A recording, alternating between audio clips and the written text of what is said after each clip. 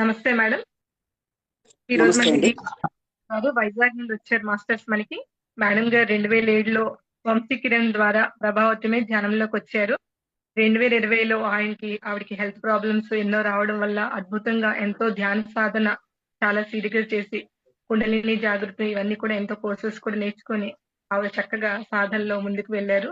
Tatavarthi classes, మౌన ధ్యానాలు, ఎన్నో మౌన ధ్యానాలు చేయడం, భగవద్గీత జ్ఞాన యజ్ఞాలు చేశారు. మేడం గారు గ్రూపుల్లో స్వాధ్యాయం చేయించడం, భగవద్గీత ధ్యానం ఇవి అద్భుతంగా బోధిస్తూ ఉంటారు. సీనియర్ మాస్టర్ గారికి వెల్కమ్ చెప్పుకుంటూ ఈ రోజు ఈ 40వ కార్యక్రమం మనం ఈ గీతా యజ్ఞాన్ని స్టార్ట్ చేసుకుందాం. అలాగే ప్రతిరోజు పార్టిసిపేట్ చేస్తున్న ఈ జూమ్ లో ప్రతి ఒక్క మాస్టర్స్ కి పేరు పేరున హృదయపూర్వక కృతజ్ఞతలు. Madam welcome madam. Thank you అమ్మా. Thank you.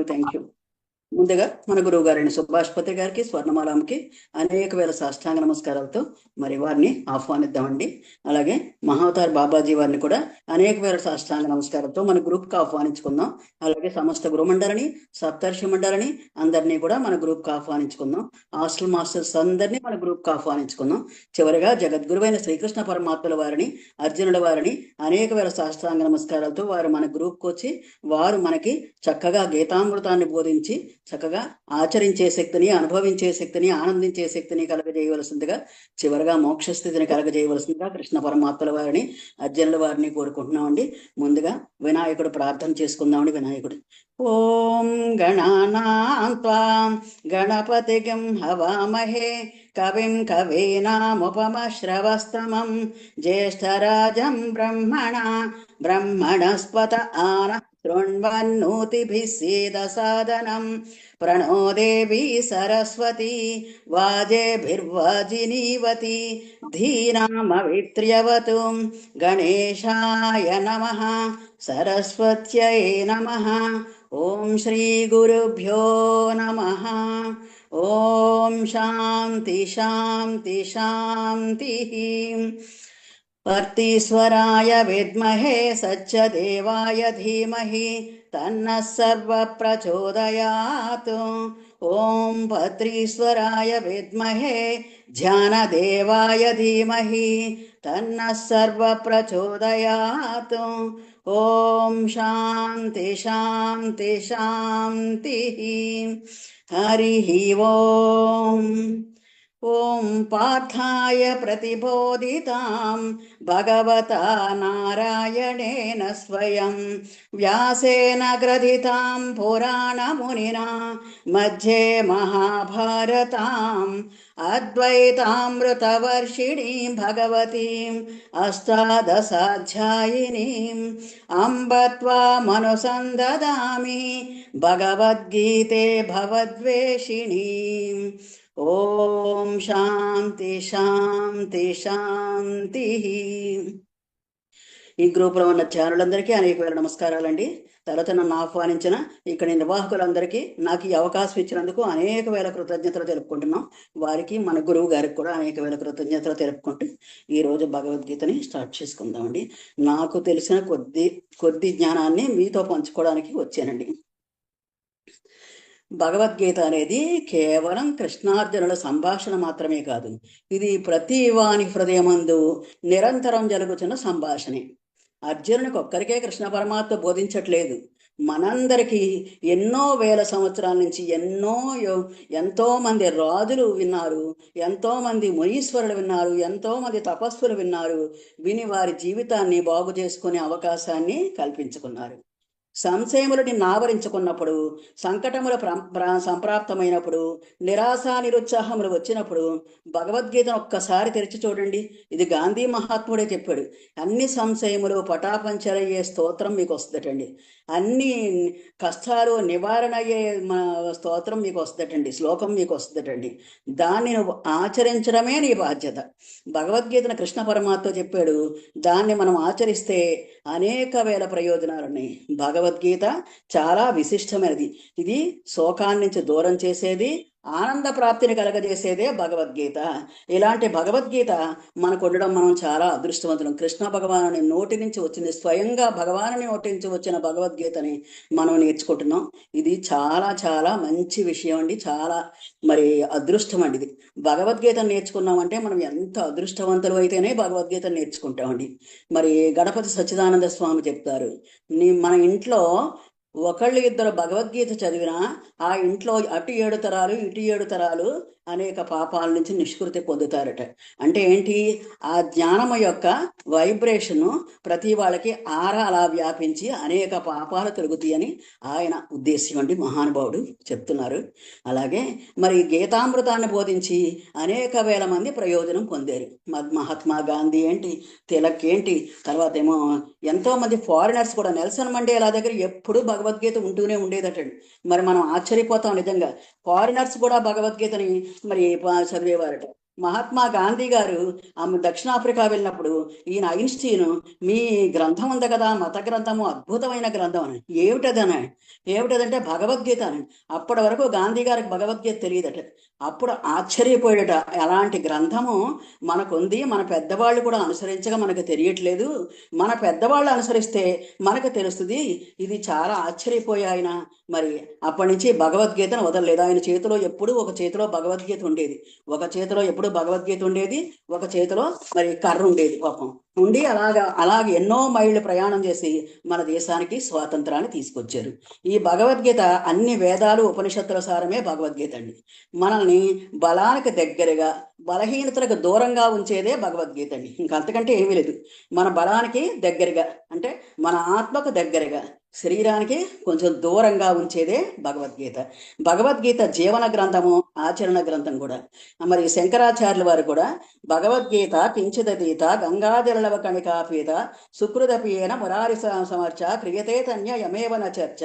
ఎవరైతే భగవద్గీతను అధ్యయనం చేస్తారో, ఎవరైతే గంగాజలం ఒక బొట్టు పానం చేస్తారో, ఎవరైతే ఆత్మజ్ఞానంలో కనీసం ఒక పర్యాయమైనా చర్చిస్తారో, ఆత్మజ్ఞానం గురించి భగవద్గీతను చర్చిస్తారో, అలాంటి వారిని యముడు వాళ్ళ వైపు ఆలోచించరట. అది భగవద్గీత యొక్క విశేషము. ఇంకా ఈ మధ్యనే జరిగిన విశేషం ఏంటంటే, మరి గీతా పరివార్ వాళ్ళు భగవద్గీత 700 శ్లోకాలు ఎవరికైతే వస్తాయో వాళ్ళు చక్కగా పిల్లలు 16 సంవత్సరాల లోపు పిల్లలకి టెస్ట్ పెట్టారటండి. టెస్ట్ పెడితే అది ఏం జరిగిందటండి, అక్కడ మొత్తం చాలామంది టెస్ట్కి వెళ్ళారట. వెళ్తే అందులో ఒక బాబుకి మరి భగవద్గీత ఫస్ట్ ప్రైజ్ వచ్చిందంట. అయితే అతను ఎవరట? ముస్లిం బాలుడట. ఆశ్చర్యపోయారట అందరూ. ముస్లిం బాలుడికి భగవద్గీత రావడం ఏంటి అని ఆశ్చర్యపోయారట. అప్పుడు ఆ ముస్లిం బాలుడు ₹1,00,000 ప్రైజ్ తీసుకోవడానికి స్టేజ్ మీదకి వచ్చినప్పుడు ఆయన రిక్వెస్ట్ చేశాడు నిర్వాహకుల్ని, ఒక 5 నిమిషాలు టైం ఇవ్వండి, నాకు టైం ఇస్తే నేను నాకు తోచినది మీకు చెప్తాను, నాకు అనుభవం అయింది మీకు చెప్తాను అన్నాడు. అంట్లోకి నిర్వాహకులు టైం అయిపోయింది అంట్లోకి గణపతి సచ్చిదానంద స్వామి పాక అక్కడ స్టేజ్ మీద ఉండి, ఆ బాబు కోరుతున్నాడు కాబట్టి ఇవ్వండి టైం అన్నాడు. సరే అని ఇచ్చారట. ఇస్తే ఆయన చెప్పాడట, బాలుడు, మా ఇంట్లో ముస్లిమ్స్, మా మత గ్రంథం వేరు, మా వాళ్ళు చాలా అబ్జెక్ట్ చేశారు భగవద్గీతను చదివేటప్పుడు.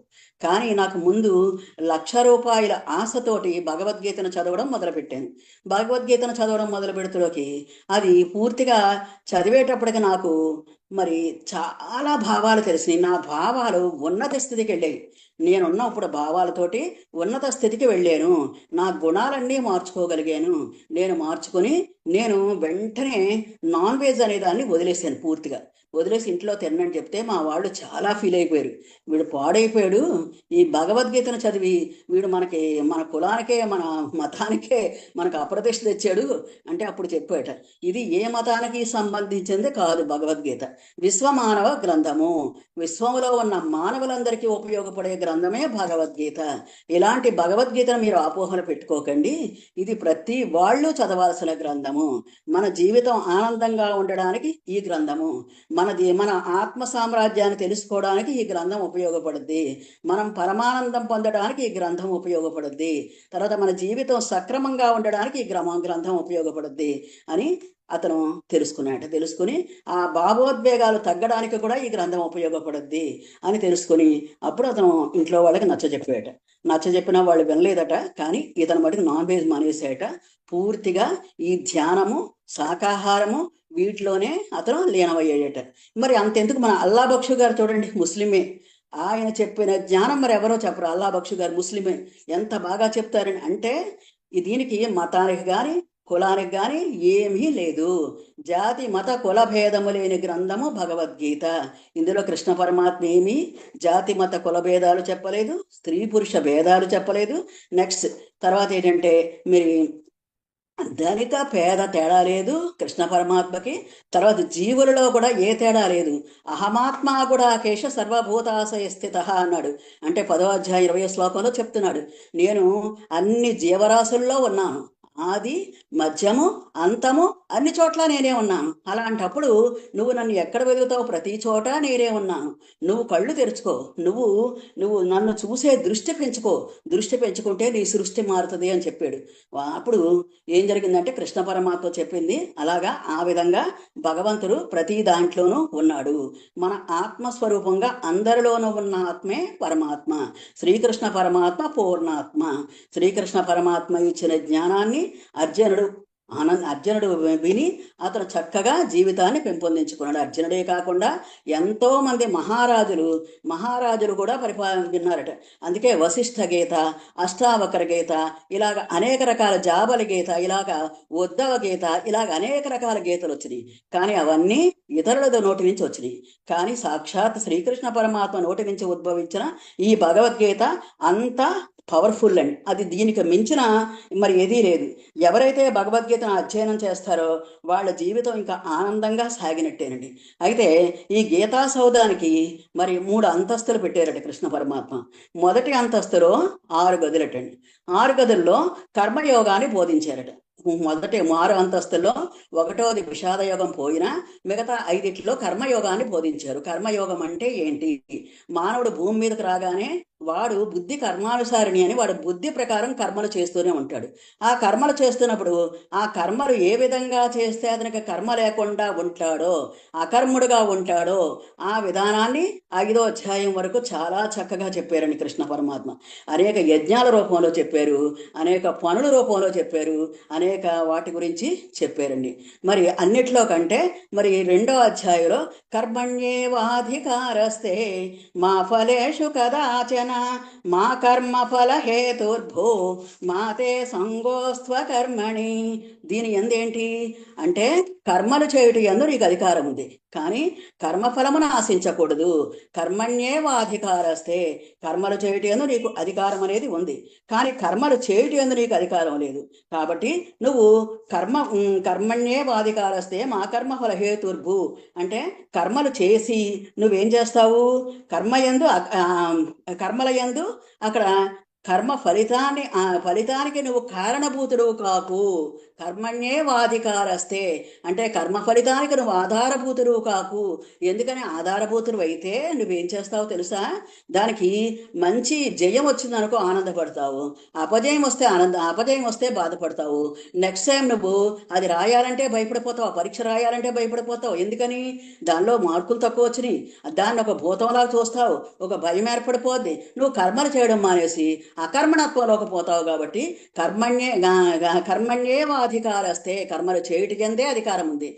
మా కర్మ ఫలహేతుర్భు మాతే సంగోస్త్వ కర్మణి అంటే మా కర్మ ఫలహేతుర్భు అంటే ఆ కర్మ ఫలితానికి నువ్వు ఆధారభూతురువు కాకు అని కృష్ణ పరమాత్మ చాలా చక్కగా చెప్పాడండి. అంటే కర్మ ఫలితాన్ని ఆశించవద్దు, ఫలమును అకర్మణత్వం కూడా చరించాలి. అంటే కర్మఫలం వల్ల ఏం జరుగుద్ది? నీకు కర్మణత్వం వస్తుంది, మంచి చెడు అనే కర్మణత్వం వస్తుంది. ఆ కర్మణత్వాన్ని కూడా వదులు, కర్మలు చేయుచు ఫలితాన్ని వదలాలి. అప్పుడు నిష్కామ ఫలాశక్తి చోటు చేసుకుంటుంది. మనం నిష్కామ ఫలాసక్తి అంటే ఏంటి? ఏ కర్మ ఏ ఫలితము ఆశించని స్థితి నిష్కామ ఫలితము, నిష్కామ కర్మ అంటారు. నిష్కామ కర్మని సాంఖ్య యోగంలో బోధించారండి 2వ అధ్యాయంలో. మొదటి యోగము విషాద యోగము. విషాద యోగం అంతా అర్జునుడు మరి యుద్ధం చేయడని పాపం అతను చాలా ఫీల్ అవుతూ తన మామలని అందరినీ చంపుకోవడానికి ఇష్టపడక అతను చాలా మమకారంతో బాధపడుతుంటే కృష్ణ పరమాత్మ నవ్వుతూ వెళ్ళాడు. 2వ యోగం నుంచి మొదలెడతాడండి. క్లైబ్యం మాస్మక మహాపార్థ నైతత్వయుపపద్యతే క్షుద్రం హృదయ దౌర్బల్యం తత్వోతిష్ట పరంతప. క్లైబ్యం అంటే భయము. భయము అంటే నీకు భయం వల్ల ఏం చేస్తున్నావు? యుద్ధం చేయనంటున్నావు. మమకారం వల్ల ఏం చేస్తున్నావు? యుద్ధం చేయమంటున్నావు. ఇక్కడ అర్జునుడికి ఏంటంటే విపరీతమైన మమకారం. తాతలు మరి ముత్తాతలు వాళ్ళందరినీ చంపుకోవాలంటే చాలా భయం వేస్తుంది అతనికి. కాబట్టి అతను ఆ భయం వల్లే సాటి లేని వీరుడైనా సరే మరి ఎన్నో యుద్ధాలు చేసినా సరే యుద్ధం చేయకూడదన్న నిర్ణయానికి వచ్చాడు అర్జున విషాద యోగంలో. అర్జున విషాద యోగము అజ్ఞానము వల్ల వచ్చింది. ఫస్ట్ అర్జునునికి వచ్చిన అజ్ఞానం వల్లే. అజ్ఞానము నుంచి జ్ఞానం వస్తుందండి ఎప్పుడైనా సరే. అజ్ఞానము ఎక్కడైతే ఉందో అక్కడి నుంచి జ్ఞానం ఉద్భవం అవుతుంది. ఎక్కడైతే చీకటి ఉందో అక్కడి నుంచి వెలుతురు ఉద్భవం అవుతుంది. మనకు తెలిసిందే కదా. అంటే అలాగే ఇక్కడ ఏం జరుగుతుందండి? ఇక్కడ అజ్ఞానం అనగానే మనం దాన్ని తీసి పారేయకూడదండి. అజ్ఞానం అంటే అది కృష్ణుని యొక్క మాయ, కృష్ణ పదార్థం అటండి. ఆ కృష్ణ పదార్థం నుంచి కృష్ణతత్వం వెలువడిందంటండి. సాంఖ్యయోగం అనే తత్వం వెలువడిందంట. ఈ సాంఖ్యయోగం తత్వంలో ముందు 2వ అధ్యాయం 11వ శ్లోకంలో క్లైబ్యం మాస్మగ మహాపార్థ నైతత్వయుపపద్యతే క్షుద్రం హృదయ దౌర్బల్యం తత్వోతిష్ట పరంతప. ఈ హృదయ దౌర్బల్యము, అధైర్యము, పిరికితనం అనేవి మనసులోకి చేరగానే బుద్ధి పనిచేయదు. బుద్ధి పనిచేయక ఏం చేస్తే బుద్ధి మానేసి భయం వల్లే వీడు ఎలాంటి పనులు చేయగలిగినా సరే యుద్ధం చేయకూడదన్న నిర్ణయానికి వచ్చాడు అర్జునుడు. అంటే ఇక్కడ మనకి ఏం జరిగింది? ధ్యాన సాధకుడికి భయం అనేది ఉండకూడదు. అందుకనే మనం భయం లేకుండా ధైర్యంగా ఎదుర్కోవాలి. మరణ భయం చాలా గొప్పది. అసలు అన్నిటిలో కంటే, అన్ని భయాల కంటే మరణ భయం గొప్పదటండి. అసలు భయం అనేది మనకి పుట్టినప్పుడు ఏమీ లేదటండి. మనం పిల్లవాడు పుట్టగానే వాడికి ఏ భయం ఉండదట. 2 భయాలు ఉంటాయట. ఒకటి ఏంటంటే పెద్ద చప్పుడు వస్తే భయపడతాయట, లేదంటే పైనుంచి కిందకి జారితే మటుకు భయపడతాయట. ఈ రెండిటికే భయపడతాయట. కానీ ఈ భయాలన్నీ తర్వాత ఇతరుల నుంచి అప్పు తెచ్చుకున్న భయాలు మనకి. ఎవరు పక్క వాళ్ళ దగ్గర నుంచి అప్పు తెచ్చుకున్నాయి. ఒరే పడిపోతావు రోయ్, ఒరే ఆ పని చేయకురో నువ్వు నష్టపోతావు రోయ్, ఒరే నీకు అపజయం వస్తుంది రోయ్, నీకు ఇక్కడ ఆ పని చేస్తే నీకు ఇది జరుగుద్దురో ఇది జరుగుద్దురో అని మన పెద్దవాళ్ళు భయపడతారు. మరి అమెరికాలో అటండి మరి కొంతమంది ఏం చేశారటండి, డాక్టర్స్ ఇది సైక్రియాటిస్టులు చూద్దామని ఒక పసిపిల్లలను గదిలో పెట్టారటండి. పెట్టి వాళ్ళు విషము లేని పావులను వదిలేశారటండి. ఈ తల్లిదండ్రులు భయపడిపోయి వణికిపోయి వాళ్ళు ఏడుపు సిద్ధంగా ఉన్నారటండి తల్లిదండ్రులు. ఆ పిల్లలకి ఎక్కడ భయం లేకుండా పాములతో ఆడుకుంటున్నారట. వీడియో చూస్తే ఆశ్చర్యపోయారట. ఆ పాములతో ఆడుకుని వాళ్ళకి పాములంటే భయం లేదు. కానీ ఏంటంటే మన తల్లిదండ్రులు చెప్పడం వల్ల ఏం జరిగిందంటే ఈ భయం అనేది ఏర్పడింది. ఆ భయము మన చుట్టుపక్కల పరిసరాల నుంచి, మన తల్లిదండ్రుల నుంచి, మన స్నేహితుల నుంచి అనేక విధాలుగా మనం భయాన్ని ఏర్పాటు చేసుకుంటాం. మరి ఒక వ్యాపారికి ఒక 2 కొడుకులు ఉన్నారటండి. పెద్ద కొడుకుకి చాలా భయం అట. వాడు మొహమాటస్తుడట, ఎవరితోటి మాట్లాడట, దేనికి చురుగ్గా ఉండట. ఈ వ్యాపారి ఉప్పు వ్యాపారం చేసేవాడు. 2వ వాడు చక్కగా చదువుకొని మంచి ఉద్యోగం చేస్తారట. వీడికి మొదటి నుంచి తల్లిదండ్రులు అగెనిస్ట్. తర్వాత స్కూల్లో టీచర్స్ కూడా వాడి స్థితిని అర్థం చేసుకోకుండా వాడిని ఇంకా వీడేం చదువుతాడులే కూర్చో అన్నట్టు మాట్లాడేవారట. అలా మాట్లాడడం వల్ల వాళ్ళు ఇంకా భయం అనేది పెరిగిపోయి వాళ్ళు ఆత్మవిశ్వాసం పోయి పూర్తిగా వాడు ఇంకా నేను ఏమీ చెయ్యలేను అని వణుకుపోతూ ఉండేవాడట. ఒక మూల వణుకుపోతూ ఉంట్లోకి ఒకరోజు తండ్రి ఇది తప్పనిసరి పొరుగురు వెళ్ళాడట. పొరుగురు వెళ్తే ఏం జరిగిందంట, ఆ పొరుగురు వెళ్ళేటప్పుడు వీడేం చేశాడు, తండ్రి నాయనా ఈ ఒక్కరోజు షాప్ చూడరా, నువ్వు ఏమీ అమ్మొద్దు చెయ్యొద్దు, షాపులో కూర్చో, నేను లేను కదా మరి షాప్ మూసేస్తే రేపటి నుంచి షాప్ మూసేశారంటారు, అంచేత దయించి నువ్వు డబ్బులు ఇస్తే ఆ వస్తువు ఇయ్యి అని చెప్పాడట. అలాగే నాన్న అన్నట. అలాగే నాన్న అని మా నాన్నని ఎలాగైనా సరే నేను ఒప్పించాలి, మా నాన్న దగ్గర నేను గ్రేట్ అనిపించుకోవాలి అనుకుని పాపం ఆ పిల్లవాడు పెద్దవాడు చక్కగా వచ్చేయట. షాపులో కూర్చున్నాయట. 2-3 బేరాలు చూసేయట. 3వ బేరం ఒక 4 మనుషులు వచ్చారట. అయ్యా మీ నాన్న పొరుగురు వెళ్ళారు, ఆ పొరుగురులో 10 ఉప్పు బస్తాలు బేరం వచ్చిందంట. ఆ 10 ఉప్పు బస్తాలు తీసుకురమ్మన్నారు. ఇగో బండి వేసుకొచ్చాం. మోసగాళ్ళు ఉంటారు కదా, బండి వేసుకొచ్చారు. మరి ఒకవేళ 10 ఉప్పు బస్తాలు ఇవ్వనంటే నాన్న తిడతాడేమో వచ్చాక, ఒకవేళ ఇస్తే నాకు లాస్ అవుతుందేమో, ఏం చేయాలి అని ఆలోచిస్తున్నాడు పాపం. ఆలోచిస్తుంటే ఈ లోపల ఏం జరిగిందంట, సరే అని ఏదైతే అది అయిందని ఆ 10 ఉప్పు బస్తాలు తీసుకెళ్ళిపోయారట వాళ్ళు. తీసుకెళ్ళిపోయాక రాత్రి సాయంకాలం వచ్చాక వ్యాపారం వచ్చాయట. వచ్చి చూసేలోకి ఉప్పు బస్తాలుడే, మీరు షాప్ అంతా ఖాళీగా ఉంది. అప్పుడు ఏమిరా అంటే, నాన్న నువ్వే కదా పొరుగు నుంచి పంపించావు మనుషుల్ని అంటే, ఎవరిని పంపించానురా అంటే, 4 మనుషులు వచ్చారు, ఏదో బేరం వచ్చిందని ఉప్పు బస్తాలు తీసుకెళ్ళిపోయారు అన్నాడట. అంట్లోకి ఇంకా చడామడా కొట్టేసి విపరీతమైన కోపం వచ్చేసి, అసలు నువ్వు నా ఇంట్లో ఉండడానికి వీల్లేదు, గెట్అవుట్ అని పంపించేయటండి. పంపిస్తే వీడు ఏం చేశాడు, విపరీతమైన బాధతోటి వీడు ఒక నది ఒడ్డుకి వెళ్ళి ఆ నదిలో చనిపోదామని దూకుకి చనిపోదాం అనుకున్నాడు. ఇక నన్ను ఎవ్వరూ ఆదరించరు ప్రపంచంలో, మరి టీచర్లు ఆదరించలేదు, మా తల్లిదండ్రులు ఆదరించలేదు, స్నేహితులు నాకు ఎవరూ లేరు, ఈ ప్రపంచం కూడా నన్ను ఏమి పట్టించుకోవట్లేదు, నాకు ఇంకా భయం ఇంకా ఇంకా ఎక్కువైపోతుంది, నేను ఏం చెయ్యాలి అంటే, ఇతరుల మీద డిపెండ్ అయ్యే వాళ్ళకి అలాగే ఉంటుందండి. మన మీద మనం డిపెండ్ అయ్యే వాళ్ళకి మనకు ఆత్మస్థైర్యం పెరుగుద్ది. కాబట్టి ఇతరుల మీద డిపెండ్ అవుతున్నాడు కాబట్టి విపరీతమైన భయంతో అక్కడ దూకి చనిపోదాం అనుకుంటే ఒక బౌద్ధ భిక్షు వచ్చాయట ఆ నదికి స్నానం చేయడానికి. వచ్చి ఈ మునిగిపోయేవాడిని తీసి పైకి తీసుకు ఏంటి కదా అని అడిగాయట. అంటే నన్ను చనిపోని నన్ను ఎందుకు ఆపేవు అని అంట. అలా కాదు, మా గురువు గారు ఉన్నారు, మా గురువు గారు ఈ సమస్యకి నివారణ చెప్తారు, నువ్వు రా తప్పకుండా అన్నాయట. అట్లా గురువు గారు అనగానే కొంచెం ఆశపడ్డాయట. మరి వాళ్ళు మంచి వాళ్ళు కదా, వాళ్ళు నిష్కామ ఫలాసక్తితో ఉంటారు, ఏ ఫలితాన్ని ఆశించరు అనుకుని సరే అని ఆ గురువు గారి దగ్గరికి వెళ్ళాడు. చూస్తే బుద్ధ భగవానుడట. బుద్ధ భగవానుడు ఈయన చూసి ఏంటి కదా అంటే చెప్పాడట. చెప్తులోకి అలాగే నీకు పరిష్కార మార్గాన్ని నేను చూపిస్తాను, నువ్వు రెస్ట్ తీసుకో, ఇవాళ శుభ్రంగా పడుకో, తినేసి పడుకో అనంట. తినేసి శుభ్రంగా కడుపు నిండా ప్రశాంతంగా జీవితంలో ఒక భరోసా, భగవంతుడు ఉన్నాడంటే మనకి ఎంత భరోసా అండి. బిడ్డకి అమ్మ పక్కన పడుకుందంటే ఎంత భరోసా అండి. అలాంటి భరోసాతోటి చక్కగా పక్కన పడుకున్నాయంటే ఆ రూమ్లో పడుకొని హాయిగా ఇన్ని సంవత్సరాలకి 17 సంవత్సరాలకి జీవితాన్ని ప్రశాంతంగా పడుకున్నాయట. పడుకుని మన్నాడు హుషారుగా గబగబా లేసి స్నానం చేసి అన్నీ చేసి గురుగారి దగ్గరికి బుద్ధ భగవానుడి దగ్గరికి వెళ్ళారట. బుద్ధ భగవానుడు అంట ఒక 3 పనులు చేస్తేనే నీకు పరిష్కార మార్గం చెప్తానంట. అంట్లోకి అప్పుడు అనుకున్నానంటే ఏటి ఈ 3 పనులు చెప్తున్నాడు, ఏదో మంత్రం చెప్తాడేమో, నాలో భయం పోద్ది అనుకున్నాను. సరేలే అనుకుని, సరే స్వామి ఏం చెప్తారు చెప్పండి అని అంట. మొదటి పని, నువ్వు పొరుగురెళ్ళి ఒక 20 మంది 30 మందితో మాట్లాడు, వాళ్ళ స్థితిగతులు ఆ వివరాలు అడుగు, చక్కగా ఫ్రెండ్షిప్ చేసుకో వాళ్ళని అనండి. అయ్యా బాబోయ్, నేను ఎవరితోటి మాట్లాడలేదంటే, ఇవాళ నుంచి మాట్లాడాలి నువ్వు, ఇవాళ మాట్లాడు నువ్వు అని అంట. సరే అని అప్పుడు ఏం చేసేయట, సరే అని పాపం మరి అలాగే భయంతో వెళ్ళాడట. వెళ్ళి నెమ్మదిగా ఒకళ్ళు ఇద్దరు మాట్లాడలేదు, కానీ తర్వాత వీడి స్థితి చూసి అందరూ పలకరించడం, వాళ్ళందరూ చక్కగా చెప్పడం, వాళ్ళ ఇంటికి తీసుకెళ్ళి ఇవ్వ పెట్టడం, ఇలాగా ఫ్రెండ్షిప్ జరుగుతుంది. కొద్దిగా ఆత్మవిశ్వాసం పెరిగింది. అంటే నన్ను కూడా మాట్లాడేవాళ్ళు ఉన్నారు, నాతో మాట్లాడేవాళ్ళు ఉన్నారు, నన్ను షేర్ చేసుకునే వాళ్ళు ఉన్నారు, నా భావాలు షేర్ చేసుకునే వాళ్ళు ఉన్నారు అని చాలా ఆనందపడ్డాయట.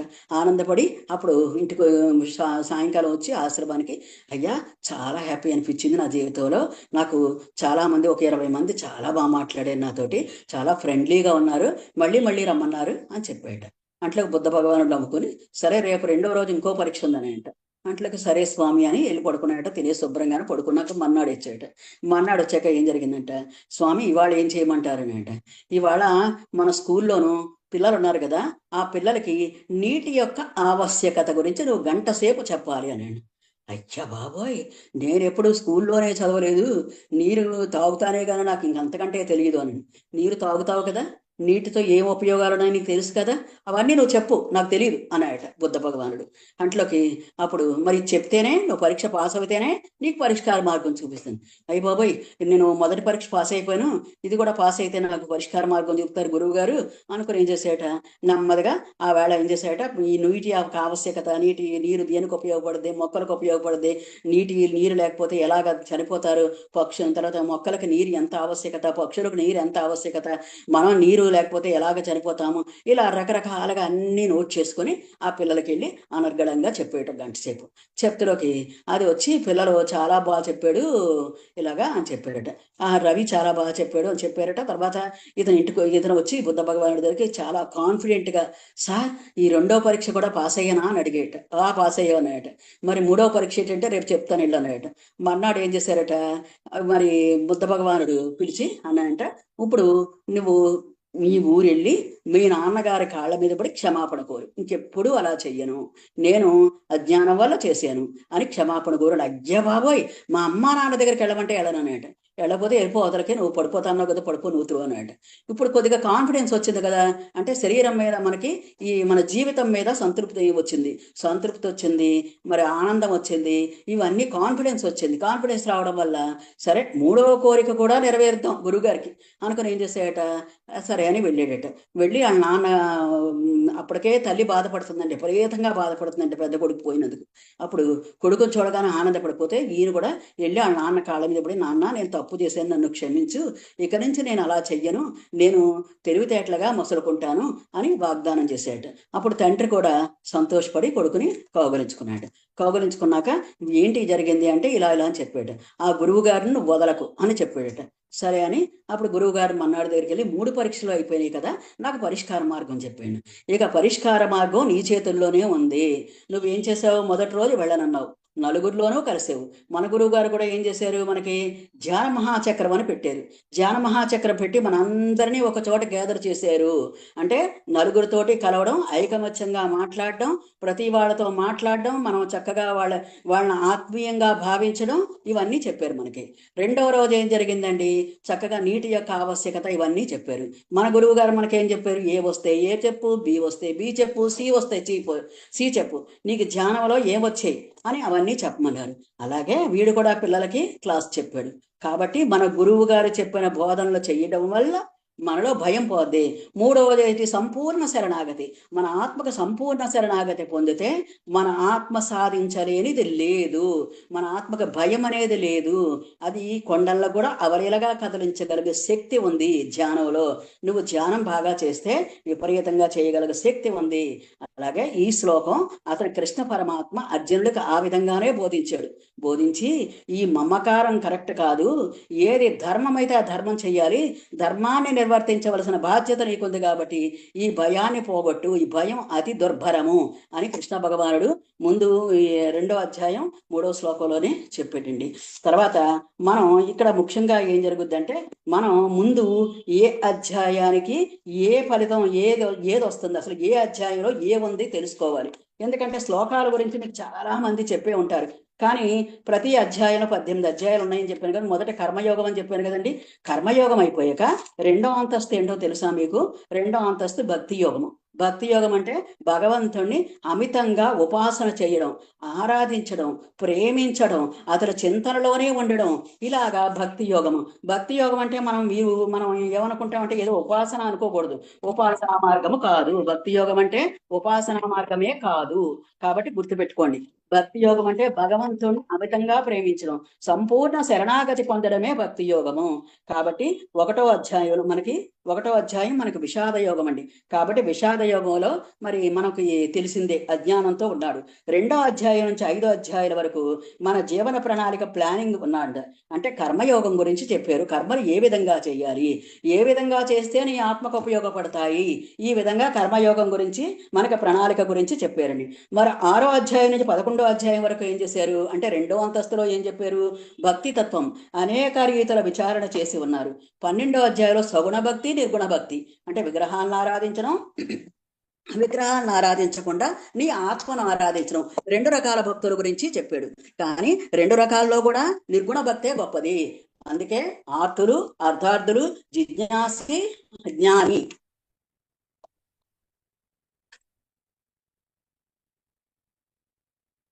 భగవంతుడికి 4 భక్తులు ఉంటారటండి. ఆర్తులు. ఆర్తులు అంటే ఏదైనా బాధ కలిగినప్పుడు పరమాత్మని స్తుతిస్తారటండి. స్తుతించి వాళ్ళు ఆ పరమాత్మ సహాయం కోరతారట. ఆర్తులు. అర్ధార్థులు అంటే ధనము కోసం యాచించేవాళ్ళు, ధనము కోసం భగవంతుడి దగ్గరికి వచ్చేవారు, కుచేలుడు అలాంటి వాళ్ళు. పైన ఏంటి మరి గజేంద్రుడు, తర్వాత వచ్చి ద్రౌపది ఇలాంటి వాళ్ళు అనమాట. వాళ్ళకి ఆపదలు వచ్చినప్పుడు కృష్ణ పరమాత్మను ధ్యానిస్తారట. రెండవది అర్ధార్థులు అంటే వాళ్ళకి ధనము కావాల్సి వచ్చినప్పుడు కుచేలుడు లాంటి వాళ్ళు కృష్ణ పరమాత్మ దగ్గరికి వస్తారట, అంటే భగవంతుని దగ్గరకు వస్తారట. మూడోది ఏంటి జిజ్ఞాసి. జిజ్ఞాస అంటే తెలుసుకోవాలి, నేను ఆత్మజ్ఞానాన్ని తెలుసుకోవాలి, మనమంతా జిజ్ఞాసులమే, మనం ఆత్మజ్ఞానాన్ని తెలుసుకోవాలని పరీక్షిత్ మహారాజు లాంటి వాళ్ళు జిజ్ఞాసి అంటారు వాటిని. తర్వాత జ్ఞానులు. జ్ఞానులు ఎవరు? నారదుడు, మరి అన్నమయ్య ఇలాంటి వాళ్ళంతా, మరి హనుమంతుడు ఇలాంటి వాళ్ళంతా వాళ్ళు వాళ్ళు జ్ఞానులు అనమాట. భగవంతుడికి ఈ నలుగురిలో జ్ఞానులంటేనే ఎక్కువ ఇష్టం అటండి భక్తి యోగంలో. అంటే సగుణ భక్తి కంట నిర్గుణ భక్తి గొప్పదే, కానీ సగుణ భక్తి వల్ల రాదు అంటే నిరాశపడతారని ముందు సగుణ భక్తే తీసుకుంటారండి. అంటే విగ్రహారాధనే చేయమంటాం మనం. విగ్రహారాధన తప్పు కాదండి విగ్రహారాధన, కానీ విగ్రహారాధనలో ఎంతసేపు నువ్వు విగ్రహారాధనలో ఉండిపోతే నువ్వు నిర్గుణారాధనకి ఎప్పుడు వస్తావు, నువ్వు ఆత్మస్థానానికి ఎప్పుడు వస్తావు? ఆత్మస్థానానికి రావు. తర్వాత 12వ అధ్యాయంలో 26వ శ్లోకంలో చెప్తాడు, అంటే అహింసా ప్రథమో పుష్పం. పుష్పం భక్తి గురించి చెప్పారట, ఎలాగా అష్టదళ పుష్పాల గురించి చెప్పారట. అహింసా ప్రథమ పుష్పం, పుష్పం ఇంద్రియ నిగ్రహం, ఇంద్రియ నిగ్రహం రెండో పుష్పం అటండి. సర్వభూతదయా పుష్పం మూడోది. క్షమా పుష్పం విశేషత, విశేషంగా క్షమా పుష్పం. శాంతి కరుణ ఉంటేనే ప్రేమ అనేది పుడుద్దటండి. తర్వాత శాంతి పుష్పం, తప పుష్పం, ధ్యాన పుష్పం, తదైవచ సత్యమస్తనిదం పుష్పం విష్ణు ప్రీతికరం భవేత్. విష్ణుడికి అన్నిట్లో కంటే ఈ అష్టపద్మాలు చాలా ఇష్టమటండి. అష్టదళ పుష్పాలు చాలా ఇష్టమటండి. మనం కనకాంబరాలు పెడతాం, మల్లెలు పెడతాం, చామంతులు పెడతాం, అనేక మొక్కల నుంచి తీసుకొస్తాం. కానీ వాటికి అన్నిటికంటే నువ్వు అహింసా ప్రథమో పుష్పం, అంటే నువ్వు ఏ జీవిని చంపకుండా, ఏ జీవిని హింసించకుండా, ఏ జీవిని బాధ పెట్టకుండా ఉండడం ప్రథమ పుష్పం. పుష్పం ఇంద్రియ నిగ్రహం. ఇంద్రియ నిగ్రహం అనేది చాలా అవసరము, ఎందుకంటే నిష్కామ ఫలాశక్తికి కూడా ఇంద్రియ నిగ్రహం కావాలి. అలాగే కర్తృత్వం లేకుండా చేయడానికి కూడా ఇంద్రియ నిగ్రహం కావాలి. అన్నిటికీ ఇంద్రియ నిగ్రహం కావాలి. ఇంద్రియ నిగ్రహం లేకపోతే నీకు ఏది అవ్వదు, కాబట్టి ఇంద్రియ నిగ్రహం రెండవదండి. సర్వభూత దయా పుష్పం, అన్ని భూతాలయందు దయ చూపాలి. ఎక్కడైనా ఒక చీమ నీళ్లలో పడింది అనుకోండి, దాన్ని తీసి బయట పెట్టండి. తర్వాత ఏదైనా పావురం పాపం ఏదైనా దెబ్బ తగిలింది అనుకోండి, దానికి కొద్దిగా చెయ్యండి. ఆకలితో ఏదైనా కాకులు వచ్చినాయి అనుకోండి, కొంచెం ఆహారాన్ని ఇవ్వండి, మన ఇంట్లో ఆహారాన్ని. ఇలాగా సర్వభూత దయా పుష్పం. క్షమా పుష్పం, ఎవరైనా నిన్ను హింసించారనుకోండి, అవమానించారనుకోండి, వాళ్ళు క్షమించి వదిలేయండి. క్షమార్పణ ధ్యానం. తర్వాత విశేషత, ఇది క్షమాపుష్పం అనేది విశేషమైన ఫలితాన్ని ఇస్తట. రెండవది శాంతి పుష్పం, ప్రశాంతిగా ధ్యానం చేసుకోవడం. తప పుష్పం, తప అంటే మనోవాక్కాయ కర్మలతోటి మన మనస్సుని సంవిధానం చేసుకొని తపస్సు చోటి మన జీవితాన్ని ఒక క్రమశిక్షణకి అంకితం చేయడం. తర్వాత ధ్యాన పుష్పం, ధారణ ధ్యాన పుష్పం. తదైవత సత్యమస్తరం. ఇవన్నీ చక్కగా మనకి భగవంతునికి ఉపయోగపడేవట. మరి 13 నుంచి 15 ఏంటి? ఇక జ్ఞాన షట్కం అటండి. జ్ఞాన షట్కం అంటే ఇప్పుడు 13 నుంచి 15 వరకు దేహము నుండి ఆత్మను వేరు చేసే విధానం చెప్తుందటండి. 13వ అధ్యాయం క్షేత్రజ్ఞ విభాగ యోగం నుంచి పురుషోత్తమ ప్రాప్తి యోగం వరకు ఆత్మ నుంచి దేహాన్ని వేరు చేయడం, దేహం నుంచి ఆత్మను వేరు చేయడం, కర్మజ్ఞానము భక్తి వీటిని విడదీయలేవటండి. ఇవన్నీ ఒకదానితో ఒకటి కలిసే ఉంటాయట. జ్ఞానికి వీటిలో సంబంధం ఉంది. ఇప్పుడు మైసూర్ పాక్ ఉందనుకోండి, దానివల్ల మనకు వచ్చింది ఆనందం, కానీ మైసూర్ పాక్ తింటేనే మనకు ఆనందం కలుగుతుంది. అలాగే ఈ శరీరాన్ని ఆత్మ నుంచి విడదీసి ఆత్మను చూడగలిగితేనే, ఆత్మలోకి నీ మనసు వెళితేనే నీకు ఆనందం కలుగుద్ది. మైసూర్ పాక్ తిన్నప్పుడు ఎంత ఆనందం కలుగుద్దో నువ్వు చెప్పుకుంటే లాభం లేదు. ఆత్మజ్ఞానం ఇది అని చెప్పుకోవడం లాభం లేదు. కానీ నువ్వు ఇక్కడ సాధన చెయ్యాలి. కృష్ణ పరమాత్మ చెప్పిన ప్రతి శ్లోకానికి కొన్ని సాధనాపరమైన అంశాలు ఉన్నాయండి. మరి ముందు క్లైబ్యం ఆత్మగహ చెప్పాను, అందులో ఏముందండి? భయం పోవాలి, నువ్వు ధ్యానం చెయ్యాలి. ధ్యానం చేయడం వల్ల నీకు భయం పోద్ది, నీకు ఆత్మవిశ్వాసం పెరుగుతుంది అని సాధనా సూక్తులు చెప్పారు కృష్ణ పరమాత్మ. ఆ సూక్తిని గ్రహించాలి. అదే మా గ్రూప్లో భగవద్గీతలో రోజు మేము వివరించి చెప్పేదండి సాధన. ఇవాళ ఈ శ్లోకంలో ఇవాళ మరి మేము 12 యజ్ఞాల గురించి చెప్పుకున్నామండి. అది కర్మ సన్యాస యోగంలో 12 యజ్ఞాల గురించి చెప్పుకున్నామండి. మొదటిది మరి దైవ యజ్ఞము, బ్రహ్మ యజ్ఞము, ఇలాగ మొత్తం 12 యజ్ఞాలు. ఇవాళ ఆహార నియమ యజ్ఞం కూడా చెప్పారు కృష్ణ పరమాత్మ. అంటే దీనివల్ల ఈ యజ్ఞాల్లో ఏదో ఒకటి పాటించడం వల్ల మనం ఆత్మస్థితికి చేరగలము. కృష్ణ పరమాత్మ యజ్ఞ క్షపిత కల్మష, అంటే కల్మషాలన్నీ నాశనమయ్యే స్థితికి వస్తాయట వాడు. ఈ యజ్ఞాలు తెలుసుకున్న తెలుసుకున్నవాడు, ఇందులో ఏదైనా ఈ 12 యజ్ఞాల్లో ఏదైనా తెలుసుకున్నవాడు వాడు యజ్ఞక్షపిత కల్మష అంటే వాడి కల్మషాలన్నీ నాశనమైన స్థితికి వస్తాడు, వాడు బ్రహ్మస్వరూపాన్ని పొందుతాడని కృష్ణ పరమాత్మ చెప్తున్నాడండి. కాబట్టి చాలా జాగ్రత్తగా భగవద్గీతని ప్రతి వాళ్ళు పఠించండి. పఠించడం వల్ల మనకి మనం పైకి వెళ్ళాక మనం మరణం తర్వాత అటండి అడుగుతాడట దేవుడు, ఏం చేసావు నువ్వు భూమి మీదకి వెళ్ళి, ఏం చేసావు, ఏదైనా ఒక మంచి పని చేసావా, ఏదైనా ఒక యజ్ఞం చేసావా, ఏదైనా ఒక పుస్తకం చదివావా, ఏదైనా ఆచరించేవా, ఎవరికైనా నువ్వు సహాయం చేసేవా, ఇవన్నీ అడుగుతాయటండి. ఇవన్నీ దైవీ సంపదలండి. ఈ దైవీ సంపదలు పోగేసుకోవాలి మనకు. అందుకే దైవీ సంపద ద్విభాగ యోగము. మరి 13వ అధ్యాయం నుంచి కృష్ణ పరమాత్మ ఏం చెప్పాడు, డిపార్ట్మెంట్స్ అండి. అంటే కర్మయోగము స్కూల్ స్టడీస్ అండి, మరి తర్వాత ఏమో భక్తి యోగము కాలేజ్ స్టడీస్ అండి. ఇక్కడ 13వ అధ్యాయం నుంచి యూనివర్సల్ స్టడీస్ అండి. యూనివర్సల్ అంటే ఒక డిపార్ట్మెంట్ ఉంటుంది చూడండి, science department, arts department, law department, ఇలా రకరకాల డిపార్ట్మెంట్స్ ఉంటాయి. అలాగే ఇక్కడ కూడా రకరకాల డిపార్ట్మెంట్స్ పెట్టాడు. 13వది ఏంటి, క్షేత్రజ్ఞ విభాగ యోగము. నీ శరీరము క్షేత్రము, నీ శరీరంలో ఉన్న పురుషుడు ఆత్మ క్షేత్రజ్ఞుడు అని కృష్ణ పరమాత్మ చెప్తున్నాడండి. అలాగే 14వ శ్లోకం 14వ అధ్యాయం గుణత్రయ విభాగ యోగము. గుణత్రయ అంటే త్రిగుణాలతోటే నీ జీవితం ఏర్పడి ఉంది, త్రిగుణాల వల్లే నీ పుట్టుక సంభవించింది. నీలో ఉన్న రజోగుణము, తమోగుణము, సత్వగుణం వల్ల ఆయా గుణములకు అధీనంగా నువ్వు పుడతావట. బుద్ధి కర్మానుసారిణి అని నీ బుద్ధి కూడా కర్మలకి అనుగుణంగానే ఈ విధంగా మనం జీవితాలు సాధిస్తామట. మనకి ఎవరో పత్రిజీ గారు లాంటి గురువు గారు దొరికినప్పుడు మనకి ఒక చిన్న కథ చెప్తాను. ఒక బావి ఉందటండి, ఆ బావిలో ఒకడు పడిపోయాడటండి. పడిపోతులోకి అప్పుడు ఏం చేశారట, ఒక గురువు గారు వచ్చి ఆ బావిలో ఒక తాడు వేసారట. తాడు వేస్తే ఆ తాడును పట్టుకుని వాడు పైకి వచ్చాయట. పైకి వచ్చాక అప్పుడు గురువు గారు చెప్పారు, ఈ తాడు శాస్త్రజ్ఞానము. ఈ తాడు ఏంటి, శాస్త్రజ్ఞానము. శాస్త్రజ్ఞానం పాటించడం వల్ల నువ్వు గురువు ఏం చేశాడు, పైకి తీసుకొచ్చాడు. అంటే పాటించి నువ్వు పైకి వచ్చావు కాబట్టి వచ్చావు, నీ వాస్తవానికి నువ్వే కారణం. నువ్వు పైకి రావాల్సిన సంకల్పం ఉంటే గురువు తోడొస్తాడు. నీకు సంకల్పం పైకి రావాలి, నూతన పైకి రావాలి అనుకుంటే గురువు వచ్చాడు. గురువు వచ్చి నీకు తాడు వేశాడు, మార్గం చూపించాడు. మార్గం చూపిస్తే ఆ మార్గం ద్వారా నువ్వు పైకి వచ్చావు. ఆ విధంగానే ఇక్కడ గుణత్రయ విభాగ యోగంలో ఈ గుణాలు 3 గుణాల గురించి చెప్తారండి. చాలా బాగుంటుందండి గుణత్రయ విభాగ యోగం కూడా. తర్వాత పురుషోత్తమ ప్రాప్తి యోగంలో భగవంతుడి యొక్క దర్శనం మనకి చక్కగా, భగవంతుడు ఏ విధంగా కనిపిస్తాడు, భగవంతుడు వేరు మనం వేరు కాదు అని భగవంతుడి నుంచి చెప్తాడండి. తర్వాత మరి పురుషోత్తమ ప్రాప్తి యోగం వెలసిల్లిందంట. కర్మ భక్తి జ్ఞానములతో ఈ 3 షట్కాలతో కూడా పురుషోత్తమ ప్రాప్తి యోగం వెలసిల్లిందంట. సూర్యోదయం కాగానే సూర్యకాంతి ప్రపంచంలో ఎలా నింపుతుందో ఈ కర్మ భక్తి జ్ఞానములతో జ్ఞాని వికసిస్తారటండి. మరి ఇంకా 16వ అధ్యాయంలో దైవీ గుణ సంపత్ విభాగ యోగము. దైవీ గుణాలు 26, అసురీ గుణాలు 6 విభజించారండి. అంటే దైవీ గుణాలంటే అహింస, సత్యము. ఈయన 2 గుమ్మాల్లో ఇరుకుగా ఉన్న రోడ్లతో దైవీ గుణముల గల భవనం ఉందటండి. ఆ ఇరుకుగా ఉన్న రోడ్లను వదిలేయకూడదండి. వాటితోటే మనం కష్టపడినా సరే మనం ఫలితాన్ని సాధించగలము. ఈ మార్గంలో వెళ్ళడం చాలా కష్టం. ఉదాహరణకు సత్యహరిశ్చంద్రుడు లాంటి వాళ్ళు. కానీ అహింసయే రక్షణ, ధర్మమే రక్షణ. అహింస ధర్మము 2 మార్గాలు ఉన్నాయి. ఈ రక్షణ ద్వారా మన బలిష్టమైన కోరికలు, సత్తా, సంస్కృతి, సంపద అంతా నాదే అని ఇలాంటి అసురీ సంపద కలవారు వాళ్ళు ఏం చేస్తారు, వాళ్ళు ఇంకొక మార్గాన్ని ఎంచుకుంటారట. వాళ్ళు ఆ మార్గంతో వెళ్తారటండి. 17వ అధ్యాయంలో శాస్త్ర సహితమైన కట్టుబాటు నడవడిగల దైవీ సంపద ఆధారము. తర్వాత మానవుని మనస్సుల్లోనూ మనస్సు యొక్క ప్రతిబింబమైన సమాజంలో 2 వృత్తుల మధ్య పోరాటం జరుగుద్దటండి. మనోనమ్మలకు ఒక క్రమ పద్ధతి కలిగి ఉంటుంది. వాకింగ్కి వెళ్ళేటప్పుడు మనసు దారిపైనే ఉండాలి. వంట చేసేటట్టు వంట మీదే ఉండాలి. మనసు స్వతంత్రంగా ఆలోచిస్తే దెబ్బలు తగలవచ్చు. కాబట్టి ఏ పని చేస్తామో దాని మీదే ధ్యాస ఉండాలి.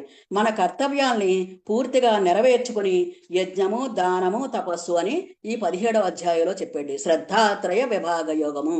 శ్రద్ధ 3 రకాలుగా చెయ్యాలని చెప్తున్నాడు. ఏంటి, 3 రకాల సంయోగం వల్లే కార్యక్రమం ఏర్పడుదట. ఏంటి, యజ్ఞము, దానము, తపస్సు. యజ్ఞం అంటే ఏ యజ్ఞం చేస్తే నువ్వు పైకి వస్తావు. 12 రకాల యజ్ఞాలు చెప్పాడు ఆల్రెడీ కర్మ సన్యాస యోగంలో చెప్పాడు. దానం అంటే అది నిష్కామ ఫలాశక్తితో కూడిన దానం అవ్వాలి, కర్తృత్వం లేని దానం అవ్వాలి.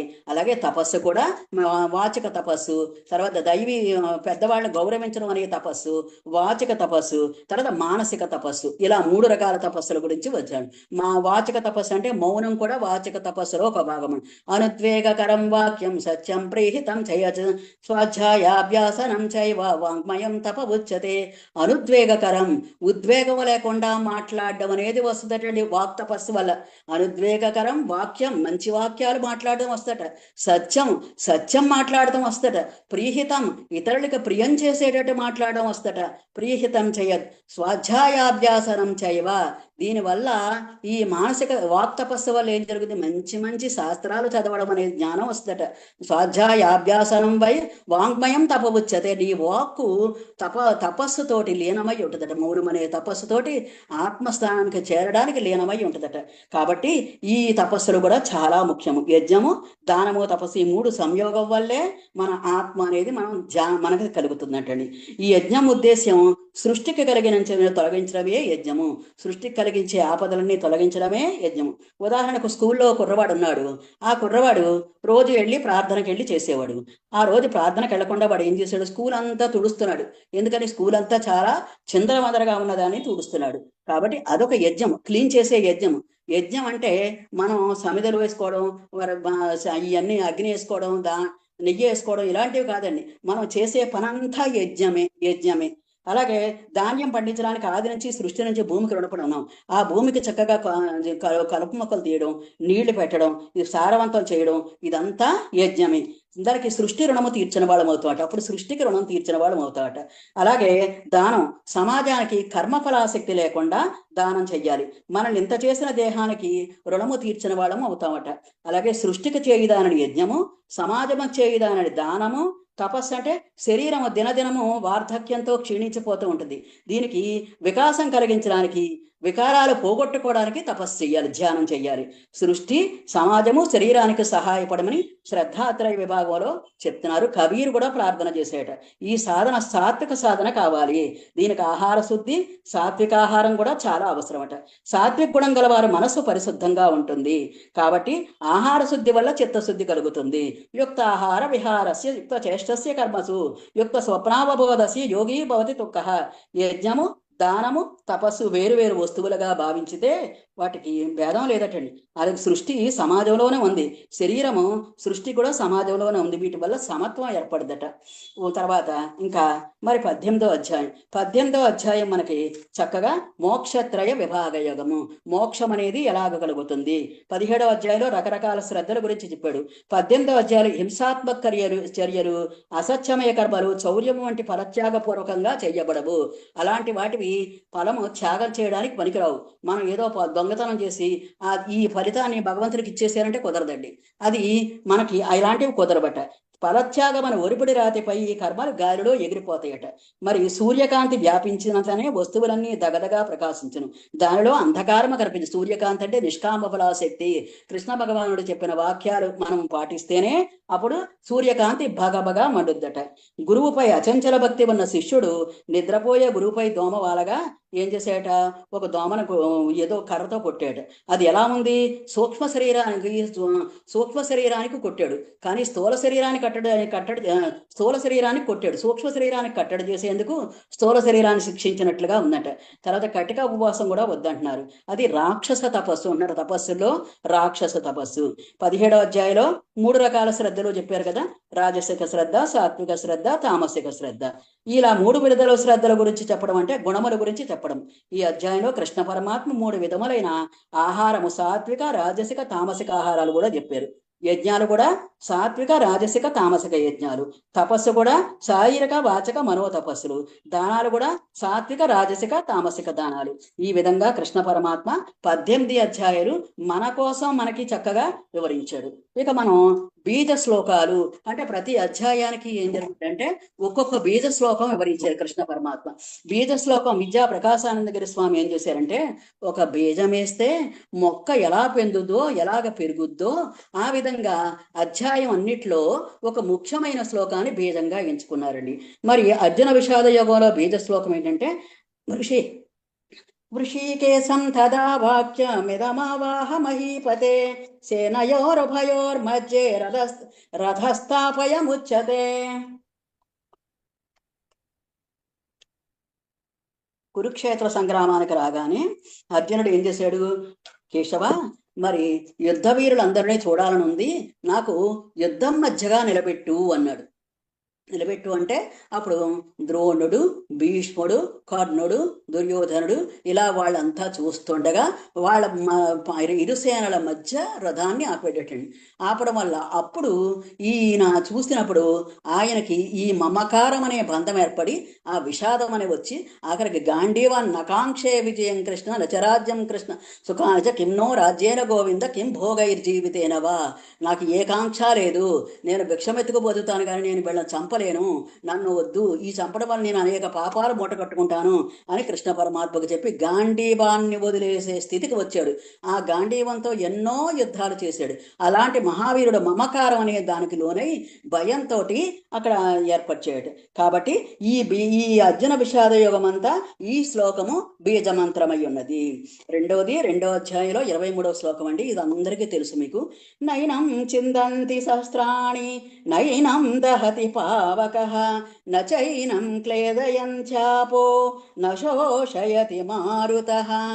నైనం చిందంతి శస్త్రాణి అంటే ఆత్మ గురించి వివరిస్తూ కృష్ణ పరమాత్మ 2వ అధ్యాయంలో జ్ఞానం అనేది 2వ అధ్యాయం నుంచి మొదలు పెట్టేయండి కృష్ణ పరమాత్మ.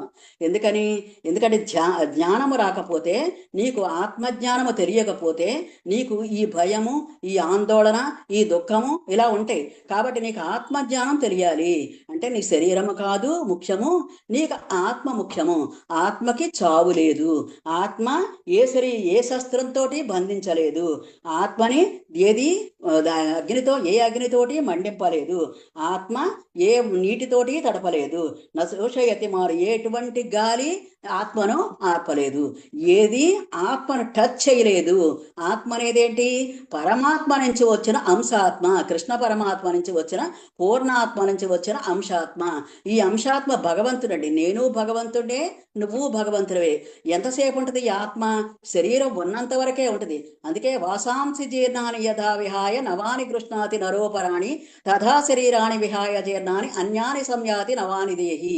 అంటే వస్త్రము చిరిగిపోయినప్పుడు వస్త్రాన్ని ఎలా మార్చుకుంటామో, మన దేహము మరి అనారోగ్యం పాలైనప్పుడు మన ఈ దేహంలో ఉన్న దేహాన్ని కూడా మార్చుకునే ఆత్మ కొత్త దేహాన్ని పొందుతుందట.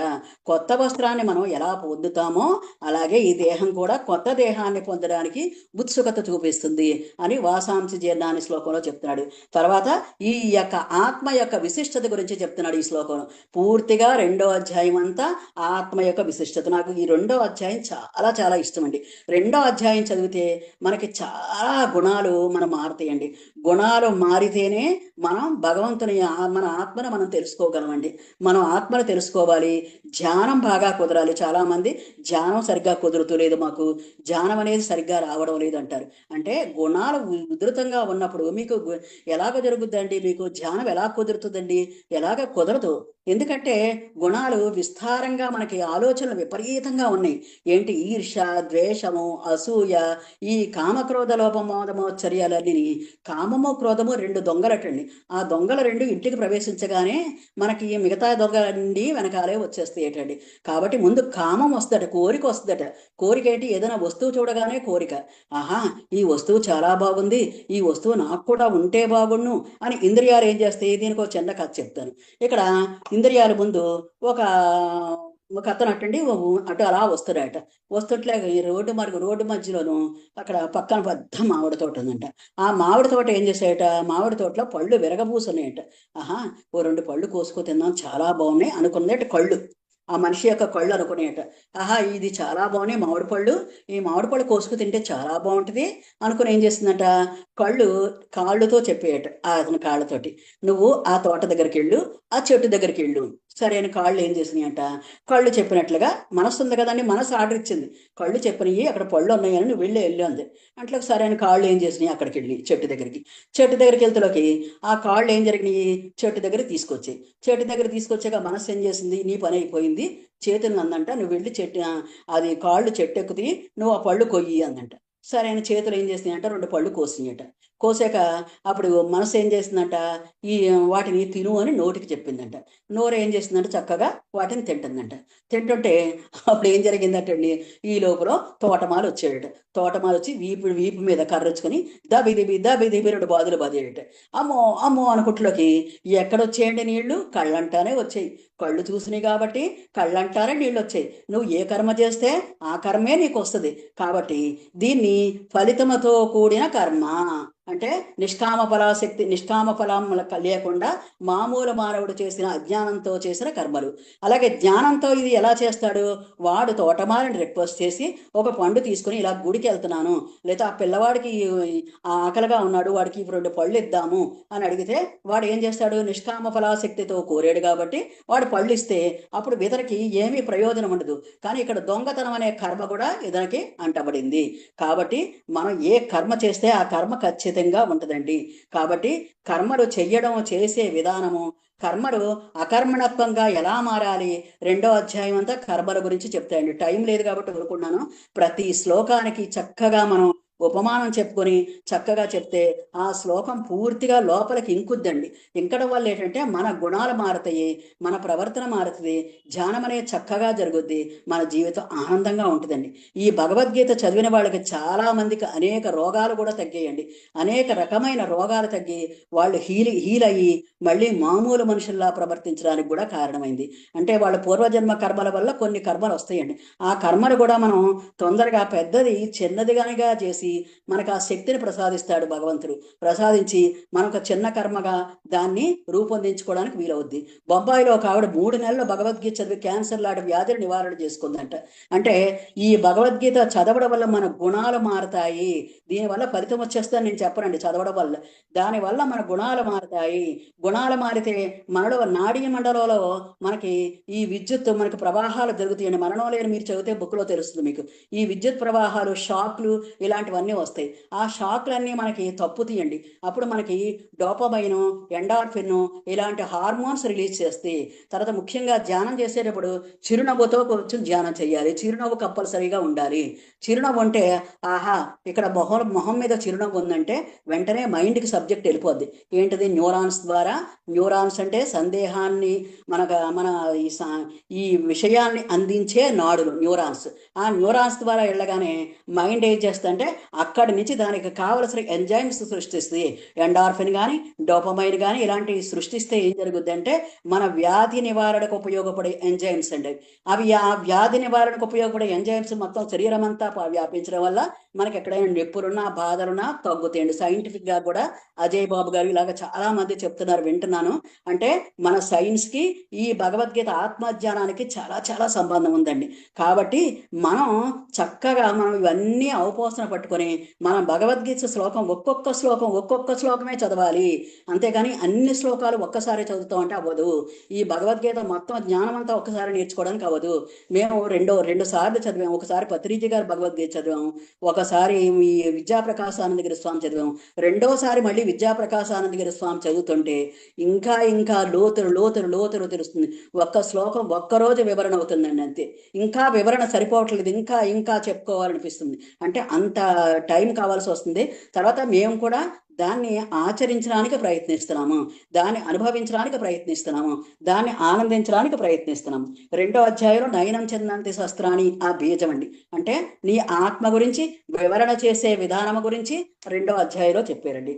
మరి 3వ అధ్యాయంలో ఏంటి, ధూమేనా వ్రియతే వహ్ని యదాదర్శో మలేన చ యదోల్భేనావృతో గర్భస్ తథా తేనేదమావృతం. అంటే కర్మల గురించి ఇక్కడ 3వ అధ్యాయం అంతా కర్మల గురించి చెప్పాడు. అక్కడ 2వ అధ్యాయం అంతా ఆత్మ శరీరం నుంచి ఎలా విడబడాలి అవన్నీ చెప్పుకొచ్చాడు. ఆత్మకి ఎంత విశిష్టత ఉన్నది, ఆత్మని శరీరం నుంచి విడిపడడానికి జాయతో విషయాన్ పుంసహ, విషయాలు నువ్వు ధ్యానం చేస్తుంటే ఆ విషయాలే నీ నాడీ మండలం అంతా వ్యాపిస్తుంది అని కృష్ణ పరమాత్మ చాలా చక్కగా చెప్పాడు. క్రోధోద్భవతి సమ్మోహ 2వ అధ్యాయంలోనే. ఆ క్రోధోద్భవతి సమ్మోహం అంటే క్రోధం వల్ల నువ్వు సమ్మోహం ఏర్పడుతుంది, విపరీతమైన కోరిక ఏర్పడుతుందట. విపరీతమైన కోరిక, అది ఉంటే కానీ నేను బ్రతకనన్న కోరిక ఏర్పడుతుందట. క్రోధోద్భవతి సమ్మోహ స్మృతి భ్రంశాత్. ఈ సమ్మోహం వల్ల, ఈ మోహం వల్ల ఏం జరుగుద్దట, నీ బుద్ధి నాశనం అవుతుంది. అంటే మతిమరపు వచ్చేస్తట. మతిమరపు వచ్చి అక్కడ కొడుకో కోడలో ఆ, అన్నగారో తమ్ముడో ఏదీ తెలియదు, బుద్ధి నాశనం అయిపోద్ది. స్మృతి భ్రంశాత్ మతిమరపు వచ్చి స్మృతి భ్రంశాత్ బుద్ధి నాశాత్. ఈ మతిమరపు ఎప్పుడు వచ్చిందో బుద్ధి నాశనం అయిపోతుంది. నీ కన్న కొడుకును కూడా చూసుకో, బుద్ధి నాశనం అయిపోయి బుద్ధి నాశాత్ ప్రణమ్య. విశ్వామిత్రుడు అన్నాడు తన కొడుకుల్నే శపించాడు ఒక కారణానికి. అంచేత అక్కడ బుద్ధి కోపం వల్ల మనకి ఏం జరుగుతుందంటే మతిమరుపు పెరిగిపోద్ది. వీడు నా కొడుకు, వీడు నా కోడలు అన్న జ్ఞానం నశించిపోయి మన బుద్ధి కూడా నాశనం అయిపోతుంది. కాబట్టి ఇక్కడ ధూమేనా ప్రియతే వహి యథాదర్శో మరేరచ అంటే యదోల్భేనావృతో గర్భస్తథా తేనేదమావృతం ధూమేనావ్రియతే వహ్ని అంటే పొగచేత, ధూమం అంటే పొగ, పొగచేత అగ్ని కప్పబడి ఉంటుందట. అగ్ని కనిపిస్తా అంటే పొగ ఉన్నప్పుడు కనపడదు. అలాగే యథాదర్శో మలేనచ మురికి చేత అద్దము కప్పబడి ఉంటుంది. అలాగే యదోల్భేనావృతో మావి చేత గర్భస్థ శిశువు కప్పిబడి ఉంటాడు. తేనేదమావృతం కామము చేత ఆత్మజ్ఞానము కప్పబడి ఉంది. మనకు ఆత్మజ్ఞానం అనేది ఉంది. దేంతోటి వీటి అన్నిటితోటి ఎలా కప్పబడి ఉందో మనకు కూడా ఈ కర్మలతోటి, ఈ రకరకాల మనకి ఈ అరిషడ్ వర్గాలతోటి, ఈ భావాలతోటి మన ఆత్మజ్ఞానం కూడా కప్పబడి ఉందటండి. కప్పబడి ఉండి మనం ఆత్మజ్ఞానాన్ని సందర్శించుకోలేకపోతున్నాము. దీనికి యయాతి మహారాజు గుర్తుకొస్తుంది. ఎందుకంటే కామము చేత కప్పబడి ఉంది ఆత్మజ్ఞానము. ఇది చెప్పేసి ఆపేస్తానండి. ఇది ఈ 3వ అధ్యాయంలో 38వ శ్లోకం చెప్పేసి ఆపేస్తాను. ఇది ఏంటంటే బీజ శ్లోకం అండి. 3వ అధ్యాయం కర్మయోగము. 3వ అధ్యాయం అంతా ఏం చెప్తుందంటే కర్మ వికర్మ అకర్మ. కర్మ వికర్మ అకర్మ గురించి దానికి చాలా పెద్ద టాపిక్, నెక్స్ట్ టైం చెప్పుకోవచ్చు ఎప్పుడన్నా మనం కలిసినప్పుడు. ఇప్పుడు ఇది జస్ట్ ఈ శ్లోకం వివరణ చెప్పేసి మీకు వెళ్ళిపోతాను. అంటే ఈ ధూమేనా వ్రియతే అగ్ని అంటే పొగ చేత అగ్ని, యథాదర్శో మలేనచ మురికి చేత అద్దము, యథోర్భయనావృతే గర్భస్ మావి చేత గర్భస్థ శిశువు, తేనేదమావృతం కామము చేత ఆత్మజ్ఞానము కప్పబడింది. ఎలాంటి కామం అండి? కోరిక. ఒక కోరిక తీరితే ఇంకొక కోరిక పడుతుంది, ఇంకో కోరిక తీరితే ఇంకొక కోరిక పడుతుంది. యయాతి మహారాజు అనేక వేల సంవత్సరాలు యవ్వనంతో చక్కగా అనేక మంది కామంతో రకరకాలుగా కార్యకలాపాలు చేశాడు. యయాతి మహారాజుకి 5గురు కొడుకులు.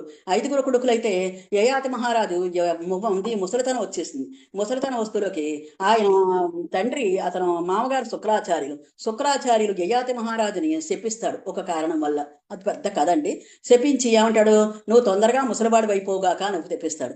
చెప్పిస్తే తొందరగా ముసలివాడు అయిపోతాడు. అప్పుడు ఆయన కాళ్ళ మీద పడి నన్ను క్షమించండి మావయ్య, నాకు ఈ శాప విమోచనం చెయ్యండి, నేను ఈ కామం లేకపోతే భరించలేను, నాకు ఈ కామం ఉండాలి, ముసలితనం అయితే నేను కామంతో చెయ్యలేను, కాబట్టి నన్ను సహాయం చేయండి అంటే, నీ కొడుకులు ఎవరన్నా నీ ముసలితనం తీసుకుంటే నీకు ఈ యవ్వనం వస్తుంది అంటాడు. అప్పుడు కొడుకులు ఇద్దరిని అడుగుతాడు, నా రాజ్యం ఇచ్చేస్తానని. ఎవ్వరూ ఒప్పుకోరు.